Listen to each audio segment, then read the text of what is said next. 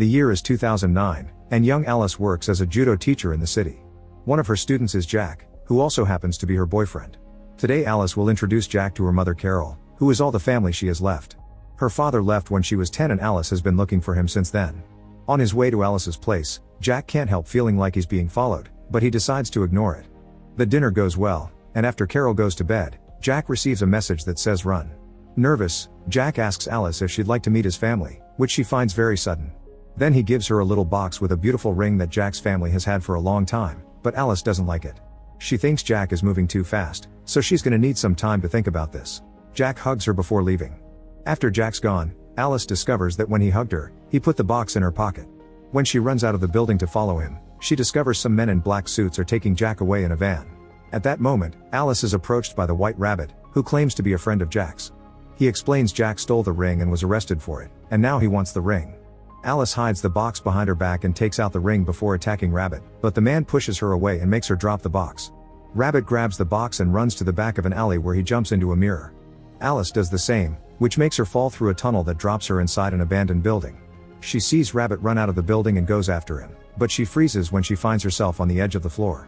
The city she is in seems to be old and abandoned, almost post-apocalyptic. Alice continues to follow Rabbit and sees him enter a different building with the Rabbit logo. The men in black are taking Jack there as well.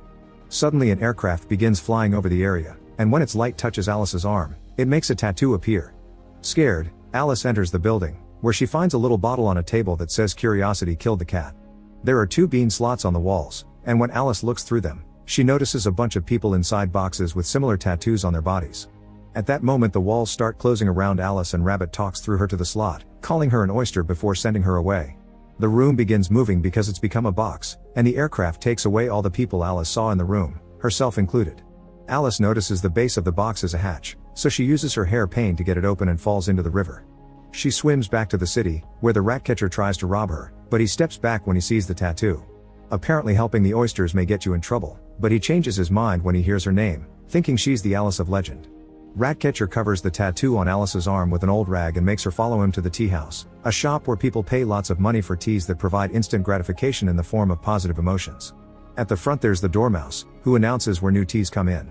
However, Ratcatcher grabs Alice and takes her through the back door to meet the real boss behind this, the Hatter, who pays Ratcher with some tea to make him leave. Hatter explains that this is Wonderland, and that the Alice from the story was here 150 years ago. Only people from Alice's world can become oysters, and the men in black, called the Suits, bring them over through the looking glass to drain their emotions at the casino, which is under the control of the White Rabbit organization. These emotions are what make the teas, so while usually entering the casino would be dangerous, Hatter has some contacts that can allow him to take Alice there to find Jack. They leave through a back door that comes out on another high edge, which makes Alice nervous because she's afraid of heights. Hatter helps her move by holding her hand. Meanwhile, White Rabbit goes to the casino, where all the oysters are connected to the floor. Every time they have a good emotion thanks to the casino's entertainment, it's sent to the underground lab where Carpenter and Walrus make the teas. Whenever an oyster begins to remember their real life, the Suits take them away to a waiting room to be reprogrammed. Rabbit takes the box to the King and Queen of Hearts, who had taken control of Wonderland with their White Rabbit Company and brought ruin to the land with their obsession with instant gratification. When they open the box and find the ring isn't there, the Queen becomes furious and fires White Rabbit after he explains Alice is on the loose. Then she asks the Suits to get the Mad March, her favorite assassin who lost his head. Carpenter isn't done fixing him yet, but since the Queen wants him now, he improvises by using a cookie jar shaped like a hare as the new head. Carpenter presents the Mad March, who immediately asks him to capture Alice. Back to Alice, Hatter makes her take a special elevator that carries them to the Great Library, where they keep all the history and art of Wonderland so that the Queen won't burn it. They also give home to refugees who value wisdom over the Queen's quick fix. An old couple receives them at gunpoint, but they allow them to pass when they realize who Hatter is and he pays them with cheese.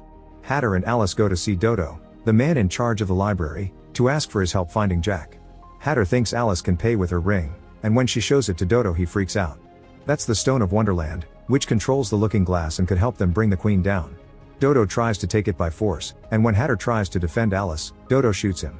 Scared, Alice pushes Dodo off and runs back to the elevator. Hatter suddenly stands up, revealing he's fine, and he starts a fight with Dodo as they go after Alice.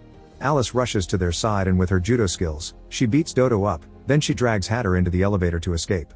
She discovers Hatter wears body armor under his clothes and yells at him for trying to sell her ring.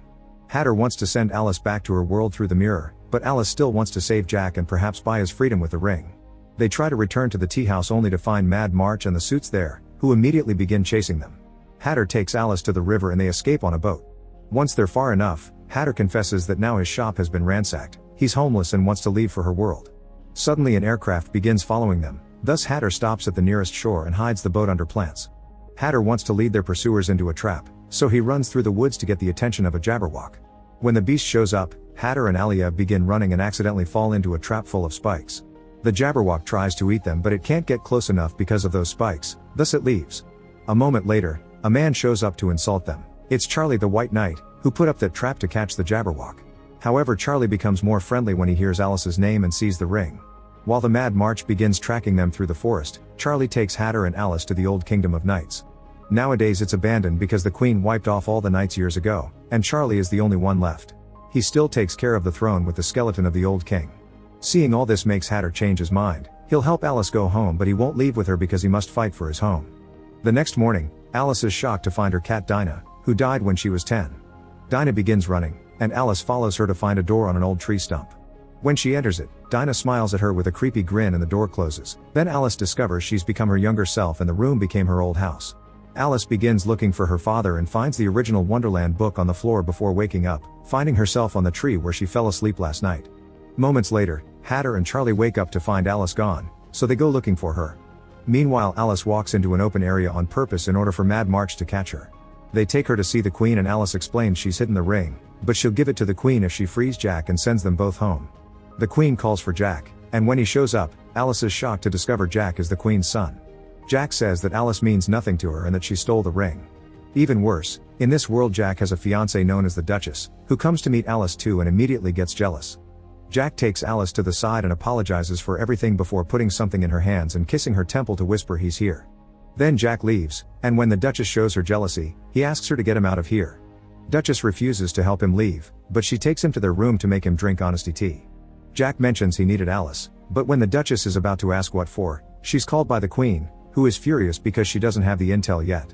If the Duchess wants to stay, she has until morning to make Jack talk.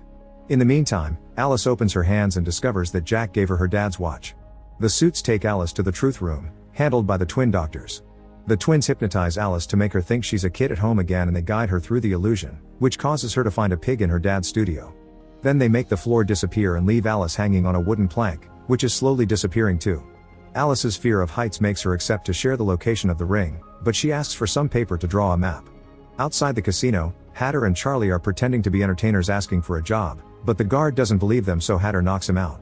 Then Charlie uses his mystical powers to find the truth room, and with the door open, Alice jumps over the hole and is safely caught by Hatter. As suits begin chasing them, the trio runs to the elevator and reaches the roof, where there are more agents waiting for them. Charlie isn't a good fighter, but Hatter and Alice manage to beat them up. There are more coming though, thus they take the flamingo hovercrafts to escape. Alice is terrified, but Hatter makes her ride with him.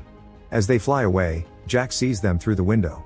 The suits have hovercrafts too and go after the trio, shooting at their rides to make them fall in the water. Back in the casino, Jack pretends to be unconscious, and when a guard and Duchess find him, he knocks out the guard and ties up the Duchess in order to escape. The twins take the map to the Queen and she reads it to find an address on Earth. The guards also bring the news of Jack's escape, so the king sends everyone available to find both Alice and Jack. Moments later, Alice and Hatter reach a beach and begin looking for Charlie, who got separated by the current. Alice tells Hatter that Jack isn't actually bad and something fishy is going on, because thanks to him she knows her dad is here in Wonderland. However, Hatter thinks Jack's lying to set up a trap. After they bump into Charlie, Alice admits she wants to go back to the casino, but Hatter wants her to help the resistance. Dodo had been bad but he's only a sub-boss. The real head of the organization is Caterpillar, who will help for sure. Alice decides to give them a chance, so Hatter takes the boat back to the city to send a message. He finds Dormouse and asks him to get in contact with Caterpillar, saying they're ready to make a deal. Back in the forest, Alice and Charlie make camp. Charlie praises Alice for how brave she's been and confesses he's only alive because when the Queen showed up to kill the knights, he had only been a squire and he ran away to hide. The next day he took the White Knight's armor and wished for a second chance, which he thinks is Alice's mission. Moments later, Hatter comes back and tells Alice Caterpillar will soon send an agent to meet with them. The two of them have a sweet moment together, and when they're about to kiss, they're interrupted by Jack. It turns out Jack has been working undercover for the resistance all along because he also hates what the Queen's doing to Wonderland. He stole the ring from his mother to instigate a coup, but it didn't work out, and he lied in front of the Queen to protect Alice. He's the agent Caterpillar sent and he can take Alice to see her dad, So Alice finally reveals she left the ring in the hand of the Skeleton King. After taking the ring, Jack wants to take Alice away, but he refuses to bring Hatter too, but Hatter doesn't want to come anyway. After riding for a while, Alice and Jack stop to rest, and Alice asks about the Duchess. Jack explains he feels nothing for her, she's just his mother's pawn to control him. He also swears his heart belongs to Alice. Then Jack urges Alice to keep going because he heard something. It turns out Hatter and Charlie are following them in secret. Once they reach the city, Jack and Alice enter the Hospital of Dreams, where they finally meet with Caterpillar. He explains how the emotions of oysters greatly hurt Wonderland, showing her some examples of people who couldn't handle the mix of good and bad feelings. They need to send all the oysters back to Earth, and the only one that can do it is Alice's dad. Unfortunately, he's currently an amnesiac, that's why Jack went looking for Alice. The Resistance thinks she can make her dad see reason. Now Alice thinks her relationship with Jack had been a lie, but she still wants to see her dad. Caterpillar reveals his agents managed to find him, and when he presses a button, Alice's dad shows up. It turns out he's the carpenter. He doesn't remember Alice, he only remembers fake memories the Queen put in him to make him work under her command. This makes Alice cry, which causes Carpenter to call her Jellybean, her childhood nickname. Feeling some hope, Alice shares childhood anecdotes while putting the watch on Carpenter's wrist, but at that moment, Mad March and the suits show up. Caterpillar disappears by eating a mushroom, but everyone else gets arrested. When they leave the building, they're seen by Hatter and Charlie. Hatter wants to help and asks Charlie to join him in a surprise attack, but Charlie gets scared and runs away, leaving Hatter to get arrested as well. Moments later, the Queen receives the ring and is told about Jack's plan. To be sure she won't be betrayed again, the Queen tells Carpenter that she'll kill Alice, but Carpenter doesn't care, which hurts Alice deeply. Seeing he doesn't remember anything, the Queen sends Carpenter back to his lab. Jack asks the Queen to let Alice return to her world, pointing out that if she gets killed the shock may awaken Carpenter's memories. The King doesn't like it, but Queen accepts. Alice will be thrown in the mirror and Jack will be punished with death. Meanwhile, Charlie is overwhelmed with guilt, but seeing the skeleton of his king inspires him with a plan. Hatter is in the truth room, where the twins are trying to make him confess the location of the Great Library. Since they're unsuccessful, Mad March takes over, and when he comes closer Hatter uses the chance to fight him. Exchanging a few hits allows Hatter to also break the illusion wall. Alice is taken to the mirror, which is being used with the ring to bring oysters from her world. While the suits come by to take the ring back to the Queen, Alice sees how kids are being brought as well, and it makes her so angry that she begins fighting the suits. After pushing them all away, she runs to the roof, where she pushes another man off to get access to the hovercraft. Alice fights her fears and flies away to go after the guys with the ring, hiding in the forest when they try to shoot her down. Moments later, the Queen receives the ring but also a warning. The casino is under attack. They think there's an army outside, but it's actually Charlie, who has brought all the skeletons over as a distraction. The Queen sends the suits to attack and Charlie defends himself the best he can with a giant crossbow, but it isn't long until he's knocked out. With everyone distracted, Alice re-enters the casino with no issues. Meanwhile, Jack is being kept at the truth room, but the Duchess shows up to rescue him because she has fallen for him for real and only worked for the Queen to survive. At that moment the suits find Alice, so she hides in the main casino room. There are guards there too, but Hatter arrives to knock them out. After they hug, they block the doors and proceed with an idea Alice got from Caterpillar's comment about mixing good and bad emotions. Alice gets on the stage and begins telling everyone to wake up because they need to remember their old lives and families. Her speech makes everyone slowly start to remember, and when Carpenter sees this on the security cameras, his memory is triggered as well. Carpenter leaves the lab and Walrus tries to stop him, so Carpenter fights him. In the struggle, Walrus is shot by his own gun. Alice continues to talk to everyone to make them upset with the situation. These negative emotions are transported to the lab too. Suddenly the suits finally push the door open and start to fire, but Carpenter arrives to stop them. Alice doesn't trust him, thus Carpenter begins sharing some of their memories together and convinces her he's fine now. Father and daughter reunite with a hug, but at that moment, Walrus reveals he's alive and comes to shoot Alice. Carpenter sees him and gets in the way of the bullet to save his daughter. Hatter shoots Walrus before he can try again, and all this death causes the lab to start shaking the entire building. The oysters run away, and Carpenter says goodbye to Alice so that Hatter can drag her away too. The Queen wants to evacuate too, but the King decides to stay because he's tired of working hard for her when she'll never return his love. Duchess and Jack manage to run outside too, and when Charlie wakes up, he shoots one last arrow.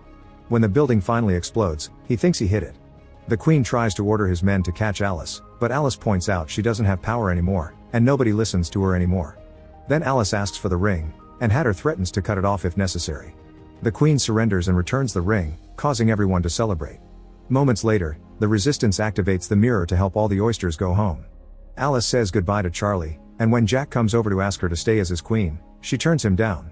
They say goodbye with a hug, and when the Hatter notices, he thinks he's lost his chance with Alice.